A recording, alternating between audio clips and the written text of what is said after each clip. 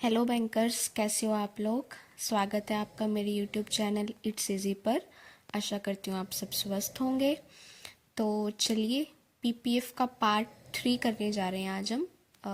आशा करती हूँ आपने पीपीएफ के पहले जो 2 पार्ट हैं वो देख लिए होंगे, आपको समझ में आए होंगे। और आज ये पीपीएफ के लास्ट पार्ट की वीडियो है। इसके बाद पीपीएफ स्कीम हमारी कंप्लीट हो जाएगी। चलिए फिर स्टार्ट करते हैं। तो 32nd क्वेश्चन हमारा कहता है, how many withdrawals can be made in year. एक साल में पीपीएफ से हम कितनी विड्रॉल्स कर सकते हैं। पीपीएफ से विड्रॉल हम कब कर पाते हैं, जब हमारा वो फाइनेंशियल ईयर जिसमें हमने अकाउंट ओपन किया था उस फाइनेंशियल ईयर के बाद हम 5 फाइनेंशियल ईयर और कंप्लीट कर देते हैं, उसके बाद हम पीपीएफ से पैसे निकाल सकते हैं। तो कितने निकाल पाएंगे, कितनी बार निकाल पाएंगे। तो एक साल में सिर्फ एक ही बार अलाउड है पीपीएफ से विड्रॉल करना। Next question, is the amount of withdrawal is repayable. क्या जो हमने अमाउंट पीपीएफ से निकाली है, क्या उसको हम वापस रीपे कर सकते हैं अकाउंट में। तो आंसर है no, the amount of withdrawal is not repayable. PPF से जो अमाउंट हमने विड्रॉ करी है वो रीपेबल नहीं है। इसका मतलब क्या है, क्योंकि देखिए पीपीएफ अकाउंट कोई लोन अकाउंट नहीं है कि हमने उसमें से पैसे निकाले अब हमें वो लोन चुकाना है। पीपीएफ हमारा एक सेविंग है, हमारा एक डिपॉजिट है, हमारा एक इन्वेस्टमेंट है। तो उसमें से हमें ज़रूरत पड़ी तो हमने कुछ पैसा निकाल लिया। जैसे हमारा सेविंग अकाउंट होता है, उसमें मानिए मेरे अकाउंट में 20,000 रुपये पड़े हैं, मुझे 5,000 की ज़रूरत पड़ी तो मैंने 5,000 रुपये निकाल लिए। अब ये मतलब थोड़े कि मुझे उस अकाउंट में रीपे करने हैं। जब मेरे पास पैसा आएगा मैं पैसा डलवा दूंगी। सिमिलरली पीपीएफ में जब मुझे इन्वेस्टमेंट करना होगा नेक्स्ट फाइनेंशियल ईयर में, तो मैं जितनी भी अमाउंट कर सकती हूँ उतनी कॉन्ट्रीब्यूट कर दूंगी। नेक्स्ट क्वेश्चन है, can you withdrawal from PPF account be redeposited to meet the minimum annual investment requirement. PPF से हमने देखिए पैसे निकाले, क्वेश्चन ये पूछता है कि क्या उस पैसे का इस्तेमाल हम हमारी पीपीएफ की मिनिमम एनुअल इन्वेस्टमेंट रिक्वायरमेंट के लिए कर सकते हैं। मानिए आपके अकाउंट में 4 लाख रुपए पड़े थे पीपीएफ में, आपको कुछ अर्जेंट वर्क आया और आपने उसको पूरा करने के लिए 1 लाख रुपए आपने निकाल लिए पीपीएफ से। अब ये जो 1 लाख रुपए आपने निकाल लिए हैं, क्या इसमें से आप 500 रुपये, 1,000 रुपये या जितना भी आप इन्वेस्ट करना चाहते हैं पैसा इस्तेमाल नहीं कर सकते पीपीएफ में इन्वेस्ट करने के लिए। कर सकते हैं, क्यों नहीं कर सकते। ठीक है। नेक्स्ट है, can loan be sanctioned against PPF account. क्या पीपीएफ अकाउंट के अगेंस्ट लोन सैंक्शन किया जा सकता है। आंसर है yes, loan can be granted at any time after the expiry of 1 year from the end of the year in which the initial subscription was made. पहले इतना portion समझते हैं। कह रहा है कि लोन हम दे सकते हैं, कब दे सकते हैं। After the expiry of 1 year from the end of the year in which the initial subscription was made. जिस साल हमने हमारा पहला सब्सक्रिप्शन, इनिशियल क्या होता है, शुरुआत का, सबसे पहला, जब हमने सबसे पहला सब्सक्रिप्शन किया था ना, उस ईयर के ख़त्म होने से 1 साल और ख़त्म हो जाए। यानी कि मान लीजिए मैंने 1 जनवरी 2025 को अपना खाता खुलवाया। ठीक है, 1 जनवरी 2025 को अपना खाता खुलवाया। तो अब ये मेरा फाइनेंशियल ईयर कौन सा चल रहा है, 24-25 चल रहा है ना। 1 अप्रैल 24 से 31 मार्च 25 तक का, और मैंने तो 1 जनवरी 25 को ही खुलवाया, तो मेरा 24-25 का फाइनेंशियल ईयर है। अब ये कह रहा है कि ये फाइनेंशियल ईयर एंड हो जाए, यानी कि 31 मार्च 25 को ये फाइनेंशियल ईयर एंड हो गया और इससे 1 साल और एक्सपायर हो जाए, 1 साल और चला जाए। अब 1 साल और कौन सा होगा, 25-26 का होगा। 24-25 में तो मैंने खाता खुलवाया था, 1 साल और एक्सपायर हो गया, मतलब 25-26 चला गया। 25-26 चला गया यानी कि 31 मार्च 26 चली गई, उसके बाद मैं एलिजिबल हो जाऊंगी लोन लेने के लिए। यानी कि कुल मिला के आपके 2 फाइनेंशियल ईयर चले गए ना, आपने जिस फाइनेंशियल ईयर में खाता खुलवाया वो भी, और उससे एक अगला ईयर भी, उससे अगले नेक्स्ट फाइनेंशियल ईयर में, यानी कि आपका 3rd फाइनेंशियल ईयर आ जाएगा। 24-25 गया, 25-26 गया, 26-27 में आप एलिजिबल हो पाओगे पीपीएफ के अगेंस्ट लोन लेने के लिए। ओके, ठीक है, ये बात भी समझ में आ गई। But before expiry of 5 years from the end of the year in which the initial subscription was made. आप एलिजिबल कब हो गए आपको समझ में आ गया, बट जिस फाइनेंशियल ईयर में आपने अकाउंट ओपन करवाया था वो फाइनेंशियल ईयर का एंड होने के बाद बिफोर एक्सपायरी ऑफ 5 years, अब आपको आपका कितने टाइम में आप ले सकते हो, आपके 5 साल खत्म होने से पहले पहले ले सकते हो, उसके बाद नहीं ले पाओगे। उसके बाद आप क्वेश्चन करोगे कि क्यों नहीं ले पाएंगे, क्योंकि जिस फाइनेंशियल ईयर में आपने अकाउंट ओपन कराया था, क्योंकि जब हम अकाउंट ओपन कराते हैं ना तब हमें इनिशियल सब्सक्रिप्शन तभी देते हैं 500 रुपये का, बिना कंट्रीब्यूशन किए तो हमारा पीपीएफ का खाता खुलता ही नहीं, आपको पता होगा।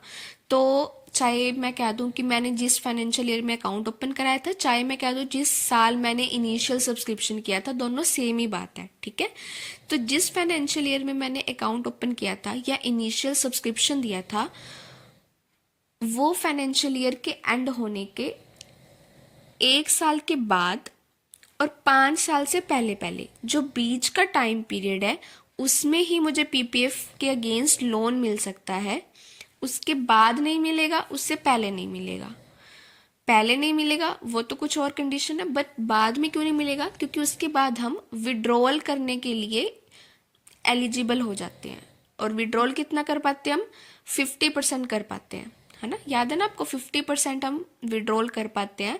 और वो 50% कब का होता है, या तो जिस ईयर हम अप्लाई कर रहे हैं विड्रॉल करने के लिए उसके पिछले फाइनेंशियल ईयर, उसका जो पिछला फाइनेंशियल ईयर होता है 31 मार्च को जो बैलेंस था वो वाला बैलेंस, या फिर जिस फाइनेंशियल ईयर में हम अप्लाई कर रहे हैं उससे 4 पहले वाले साल, मतलब पिछले जो 4th प्रीसीडिंग ईयर होगा ना, 4th प्रीसीडिंग ईयर की 31 मार्च को जो बैलेंस होगा, दोनों में से जो भी कम होगा उसका 50% निकाल पाएंगे, ठीक है।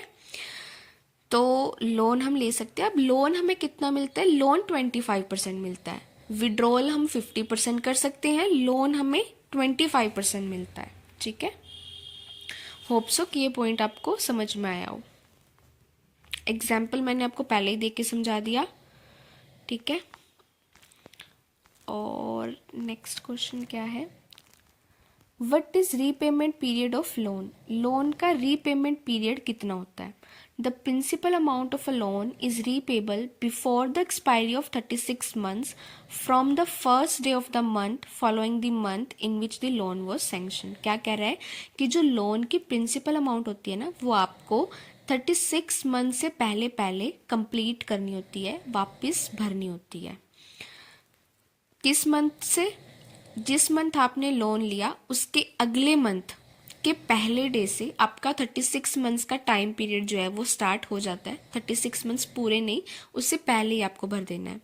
The repayment was may be made either in lump sum or in 2 or more monthly installments. जो आपको रीपेमेंट करनी है वो या तो आप लंप सम करोगे, यानी कि एक ही बारी में आपने सारी अमाउंट वापस कर दी, या फिर आप उसको मंथली इंस्टॉलमेंट्स भी बना सकते हो अपने इस 36 मंथ्स के टाइम पीरियड में।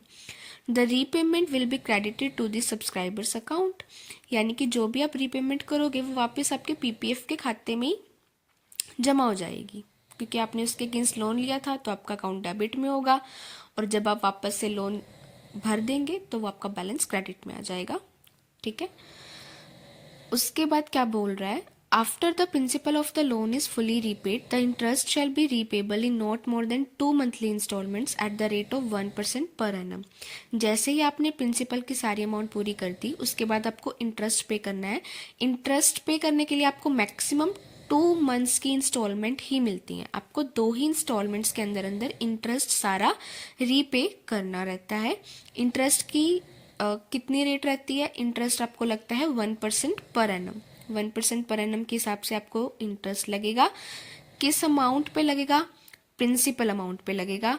फॉर द पीरियड, कितने पीरियड के लिए लगेगा, commencing from the first day of the month following the month in which the loan is drawn up. मतलब कि जिस मंथ आपने लोन लिया उसके अगले मंथ के पहले दिन से ही आपको लोन पे रेट ऑफ इंटरेस्ट लगना शुरू हो जाता है। और कब तक लगता है, जब तक कि आप last instalment of the loan is repaid, जब तक कि आप लोन की लास्ट इंस्टॉलमेंट रीपे नहीं कर देते, ठीक है। Further, if the loan is not repaid or is repaid only in part within the prescribed period of 36 months, interest on the amount of loan outstanding shall be charged at 6% per annum instead of at 1%. अगर ये कहते हैं कि आपको जितना time period दिया गया था कि आपको 36 महीने से पहले पहले आपका इंटरेस्ट कवर करना है और आप नहीं करते हो, तो फिर आपको रेट ऑफ इंटरेस्ट कितना चार्ज होगा? 6% पर एनम के हिसाब से चार्ज होगा। फिर आपको 1% नहीं लगेगा, फिर आपको 6% लगेगा, क्योंकि ये डिफ़ॉल्ट हो गया ना कि आपने जितनी टाइम आपको टाइम पीरियड दिया हुआ था उसके अंदर अपना लोन रीपे नहीं किया। नेक्स्ट क्वेश्चन है, can withdrawals be made in addition to taking out a loan against PPF account. अब ये कह रहा है कि क्या हम पीपीएफ अकाउंट के अगेंस्ट जो हमने लोन लिया है उसको भरने के लिए पीपीएफ अकाउंट से पैसे और निकलवा सकते हैं, विड्रॉल कर सकते हैं? आंसर है no. Withdrawals and loans are exclusive of each other as per the rules of operating a PPF account. तो पीपीएफ अकाउंट के रूल्स के अकॉर्डिंग विड्रॉल्स एंड लोन्स दोनों एक दूसरे से अलग चीज़ें हैं। Loan facilities are extended to account holders only between the 3rd and 6th year of operating an active account, whereas partial withdrawals are allowed from the 7th year onwards. अब ये क्या बोल रहा है कि loan facilities are extended to account holders. Loan की facility हम account holder को कब देते हैं? Between the 3rd and 6th year, तीसरे और छठवें साल के बीच में। मैंने आपको बताया था ना कि तीसरा साल किस हिसाब से इसके अंदर लिखा हुआ है, जिस फाइनेंशियल ईयर में हमने इनिशियल सब्सक्रिप्शन किया वो छोड़ दो, उसके अगले वाला फाइनेंशियल ईयर एक्सपायर हमें करना है, ख़त्म हमें करना है, उसके अगले में हम एलिजिबल हो पाएंगे। तो कुल मिला के 2 साल, 2 फाइनेंशियल ईयर हमसे छूटे तो तीसरा साल हो गया। और अगर मैं कहूँ कि जिस फाइनेंशियल ईयर में मैंने अपना इनिशियल सब्सक्रिप्शन किया उसके बाद मुझे 5 साल एक्सपायर करने हैं, तो 1 साल तो ये वाला भी हो गया ना जिसमें मैंने खाता खुलवाया था, तो इसीलिए इसने इसको 6th ईयर यहाँ पे लिखा हुआ है। 6th ईयर की सेंस वही बन रही है जो मैंने आपको पहले एक्सप्लेन करी थी। तो 3rd और 6th फाइनेंशियल ईयर के बीच में ही लोन मिलता है, बट हम पार्शियल विड्रॉल कब कर पाते हैं? 7th year onwards. अब आप बोलोगे कि 7th ईयर ऑनवर्ड्स कैसे कर पाते हैं, तो देखो मैं बताती हूँ आपको कैसे कर पाते हैं। अब हम विड्रॉल कर कब पाते हैं? Partial withdrawal. पार्शियल विड्रॉल के लिए कंडीशन क्या थी? पार्शियल विड्रॉल के लिए कंडीशन थी कि जिस फाइनेंशियल ईयर में आपने इनिशियल सब्सक्रिप्शन किया, मैंने 24-25 में किया, मैंने 1 जनवरी 25 को अपना खाता खुलवाया, मैंने 24-25 में अपना इनिशियल सब्सक्रिप्शन किया, 24-25 वाला मुझे ख़त्म करना है, छोड़ना है, ये ईयर मैं काउंट नहीं करूँगी, नहीं किया मैंने। अब उसके बाद अगले 5 फाइनेंशियल ईयर मुझे और ख़त्म करने हैं। 24-25 में खोला, इसको काउंट नहीं करना, फिर 25-26 नहीं करना, 26-27 नहीं करना, 27-28 नहीं करना, 28-29 नहीं करना, 29-30 नहीं करना, मैंने छोड़ दिए अपने अगले 5। अब मैं कर पाऊंगी 30-31 में, ठीक है। 30-31 में मैं पहला विड्रॉल अगर मुझे ज़रूरत पड़ी तो मैं कर सकती हूँ 30-31 में। तो मैंने एक फाइनेंशियल ईयर 24-25 वाला छोड़ दिया, उसके बाद अगले 5 छोड़ दिए, तो टोटल कितने छोड़ दिए? 6 छोड़ दिए ना। तो मैं कब एलिजिबल हुई? 7th year onwards. 7th year onwards मैं एलिजिबल हुई, ठीक है। तो दोनों साथ साथ नहीं हो सकते। आपने जो लोन लिया है उसको चुकाने के लिए आप पीपीएफ से फर्दर विड्रॉल नहीं कर सकते, क्योंकि लोन लेके उसको रीपेमेंट करने का टाइम पीरियड अलग है और अकाउंट में से पार्शियल विड्रॉल करने का टाइम पीरियड अलग है, ठीक है। होप सो कि ये पॉइंट आपको समझ में आया हो। थोड़ा सा डिफिकल्ट था, बट एक बार वापस से वीडियो को सुनोगे तो गारंटी आपको समझ में आ जाएगा। चलिए, आज हमारी पीपीएफ की क्लास ख़त्म होती है। मैंने पिछली वीडियो में आपसे क्वेश्चन पूछा था, होप सो आप सबको उसका आंसर आता होगा। हमारा जो पीपीएफ अकाउंट होता है उस पर इंटरेस्ट हमें मिलता है एनुअली, उस पर इंटरेस्ट कंपाउंड होता है एनुअली। हर साल फाइनेंशियल ईयर के एंड पे 31 मार्च को या 1 अप्रैल को हमें पीपीएफ पे इंटरेस्ट मिल जाता है, हमारे अकाउंट में क्रेडिट हो जाता है। मीनवाइल आप चेक करोगे पीपीएफ अकाउंट की स्टेटमेंट, तो आपको सिर्फ आपके जो आप मंथ वाइज या जैसे भी आप कंट्रीब्यूशन कर रहे हो उसके अंदर सिर्फ कंट्रीब्यूशन ही दिखाएगा, इंटरेस्ट एडेड उसमें नहीं दिखाएगा। बट जब फाइनेंशियल ईयर एंड होता है तब आपको उसके ऊपर इंटरेस्ट मिलता है, ठीक है। इंटरेस्ट की जो रेट होती है वो क्वार्टरली डिसाइड होती है। वो कब डिसाइड होती है? क्वार्टरली डिसाइड होती है। हर quarter government of India publish करती है कि वो ये जो सोशल सिक्योरिटी स्कीम्स हैं उस पर कितना इंटरेस्ट दे रही है, ठीक है।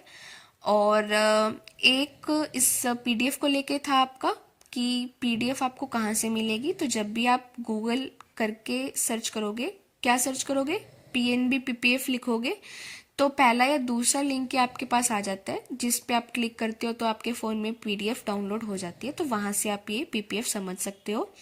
और बाकी आपके पास और भी बहुत सारे रिसोर्सेज हैं, सर्कुलर्स वगैरह हैं, आप वहाँ से भी अच्छे से देख के इसको समझ सकते हो। मेरे को ये क्वेश्चन आंसर फॉर्मेट में था तो इसलिए मुझे अच्छा लगा कि ये नया फॉर्म है, ये नया तरीका है आपको ये चीज़ समझाने का। मतलब स्लाइड्स के थ्रू, प्रेजेंटेशंस के थ्रू, पीपीटीज के थ्रू तो आप समझते आई होंगे, बट इस मेथड के थ्रू मुझे लगा कि आपको बताना चाहिए। तो कैसी लगी ये वीडियो? अपने सजेशंस, कुछ इम्प्रूवमेंट्स अगर आप चाहते हो तो लिखिएगा ज़रूर कमेंट सेक्शन में। और अगर आपको वीडियो में कुछ भी इंफॉर्मेटिव लगे तो प्लीज़ वीडियो को लाइक करिएगा, ज़्यादा से ज़्यादा इस वीडियो को शेयर करिएगा और मेरे चैनल को सब्सक्राइब करिएगा। हम मिलकर हमारी नॉलेज अपडेट करेंगे, हमारा नॉलेज का लेवल बढ़ाएंगे, ठीक है। थैंक यू मेरी वीडियो देखने के लिए, मुझसे जुड़ने के लिए। Thank you, thanks for watching.